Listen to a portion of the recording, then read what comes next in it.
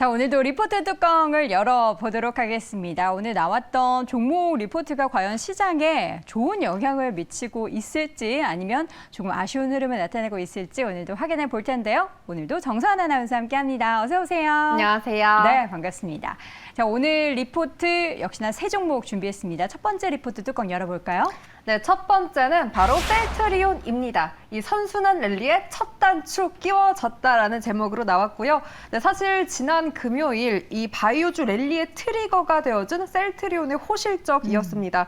그동안 고전을 면치 못했던 바이오주 훈풍이 가득한데 계속해서 이 랠리 이어갔으면 하는 바람으로 첫 번째 뚜껑 리포트를 정해봤고요. 목표가는 27만 원을 제시했습니다. 네, 셀트리온이 오늘 20만 원 선을 결국에는 탈환을 했는데 계속 유지하고 있을지 현재 주가 보도록 하겠습니다. 현재 셀트리온의 주가는 20만 1,000원 계속해서 기록하면서 2%대 오름세 기록이 되고 있습니다. 자, 그럼 첫 번째 투자 포인트부터 확인해 볼까요?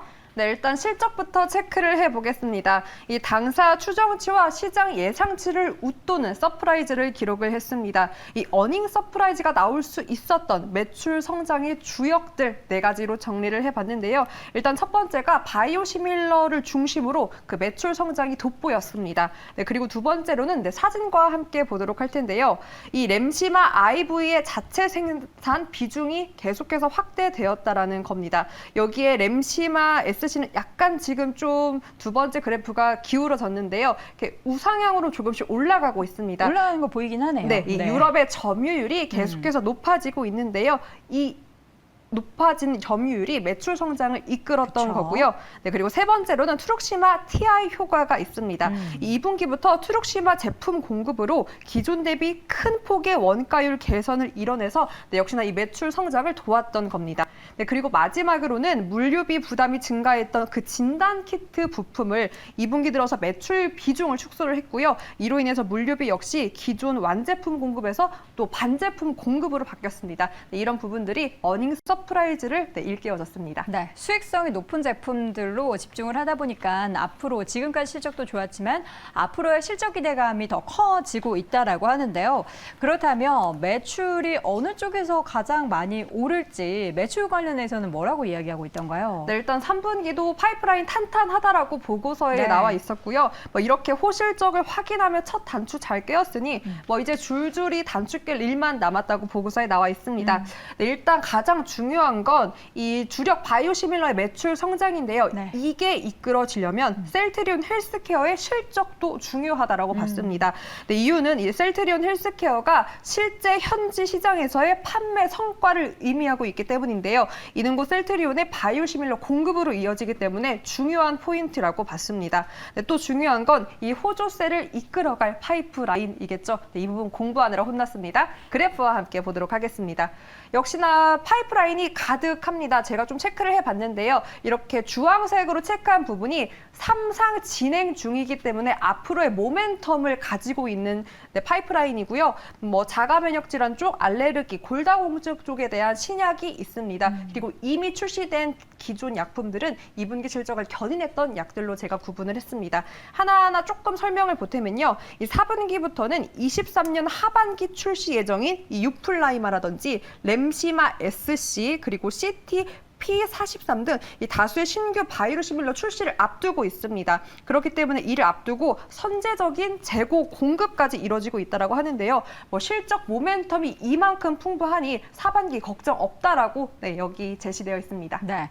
다양한 의약품들에 그러니까요. 있어서의 모멘텀을 기대할 수 있다. 이 정도로만 보시면 되고요. 우리가 어떻게 저거 다 외우고 어떤 저공증에 적용이 되는 약인지 외우겠습니까? 기대감이 많다 정도로 이해하시면 될 것 같고요. 그렇다면 20만 원대에 있는 주가가 과연 얼마나 올라갈 갭이 남아 있는지를 좀 보도록 하겠습니다.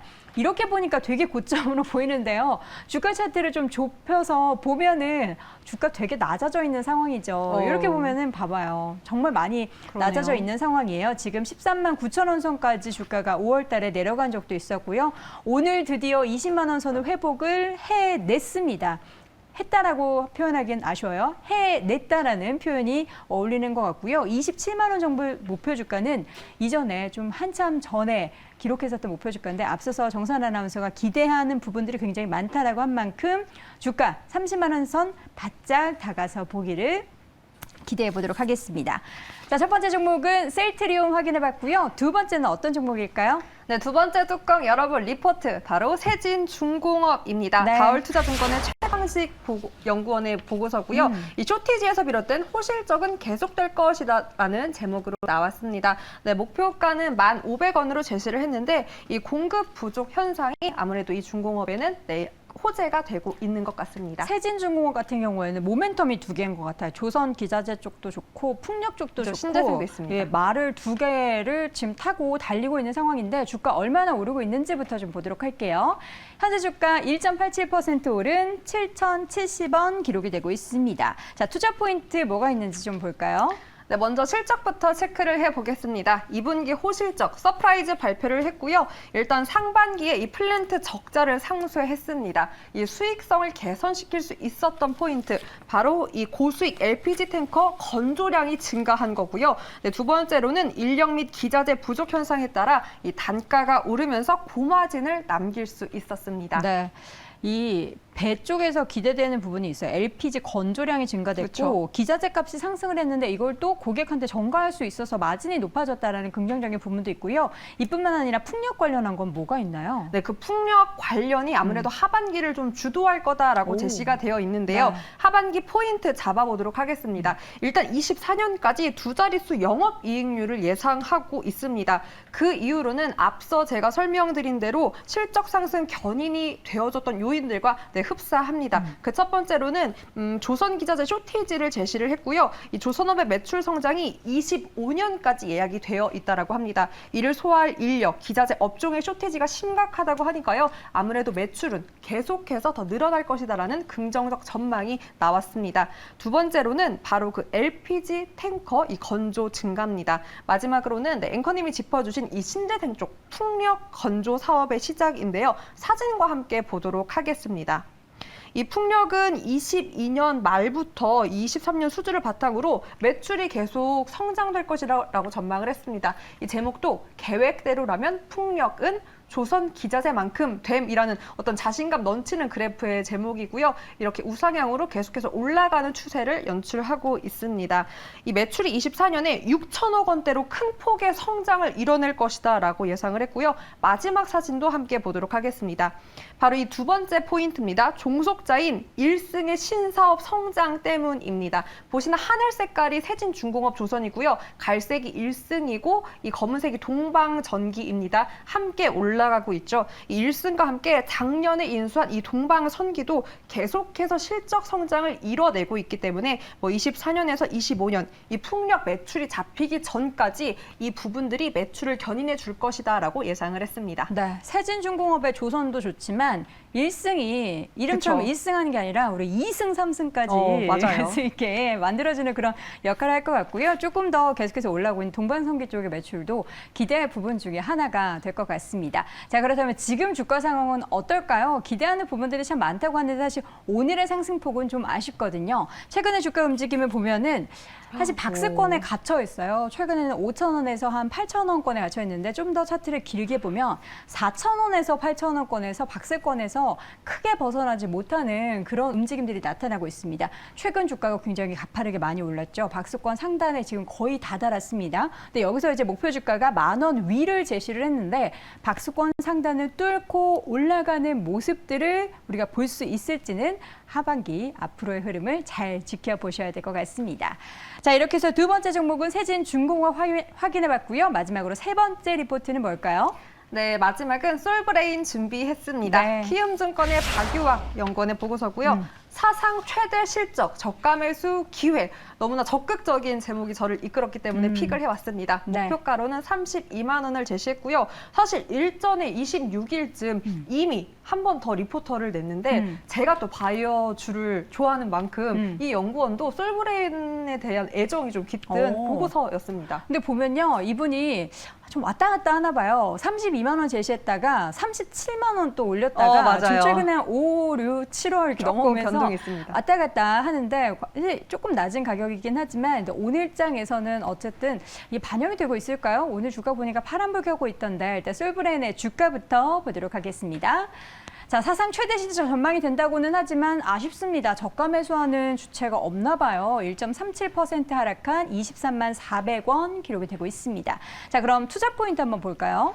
네, 아무래도 이 반도체가 조금은 사람들한테 더욱더 좀 닿아있기 때문에 오늘의 주가 반영이 그렇게 된 것이 아닐까 싶은데요. 하나하나 솔브레인 짚어보도록 하겠습니다. 일단 2분기 시장 기대치 상회하는 실적이 나올 거다라고 예상을 했습니다. 두 가지 이유가 있었고요. 반도체 소재 판매량 호조가 그 첫 번째 이유였고 또 두 번째로는 2차 전지 소재에 대한 수익 개선입니다. 바로 이 반도체 소재 외에도 2차 전지 소재, 이 전액질 부분에 대한 모멘텀이 있는 회사입니다.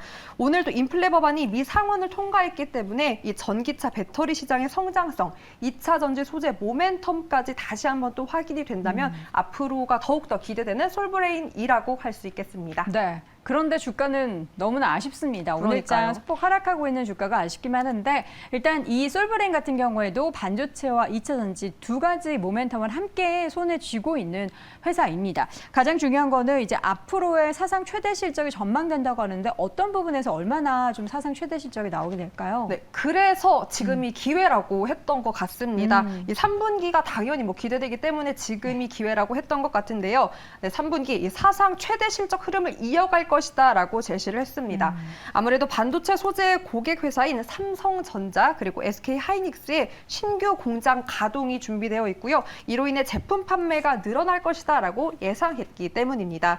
네, 그리고 전방 소유 호조 속에서 이 2차 전지 전해액, 아까 앞에서 짚은 모멘텀입니다. 이 높은 가동률이 유지될 것이기 때문에 그 기대감은 더욱더 커지고 있다라고 제시를 했고요. 이 또한 중장기적으로도 3D 낸드 고단화, 그러니까 중장기적 모멘텀도 함께 가지고 있습니다. 이 소재 국산화의 예상까지 되고 있기 때문에 단기적으로도 중장기적으로도 매우 좋다라고 저가 매수 기회라고 판단했고요. 또 일전에 이 박유학 연구원은 뭐 솔브레인은 된다라고 한 인터뷰에서 거론을 한 만큼 자신감을 내비치는 의견도 덧붙였습니다. 네. 우리 박유학 연구원님의 그 의견대로 사실 갔으면 너무 좋겠는데 주가 차트를 이렇게 쭉 보면서 저는 사실 좀 아쉬웠어요. 주가를 좀 길게 보자면 네. 고점이 자꾸 낮아지고 있어요. 이게 우리가 저점이 높아지고 있고 뭐 이런 흐름을 좀 차트상으로 좀 긍정적으로 보는데 고점이 낮아진다라는 거는 그만큼 이제 수급이나 에너지가 좀 떨어진다라는 거잖아요. 차트를 먼저 좀 보도록 하겠습니다.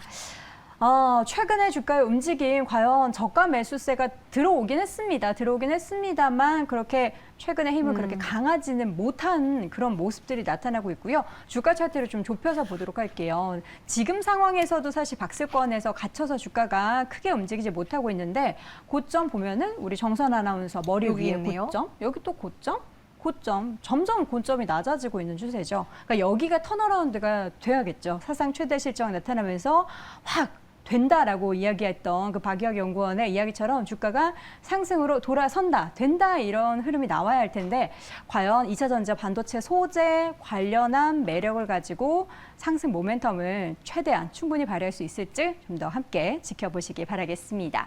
자, 이렇게 해서 오늘도 리포트 뚜껑을 열어보니 솔브레인까지 확인해봤습니다. 정선 아나운서 함께했습니다. 고맙습니다. 고맙습니다.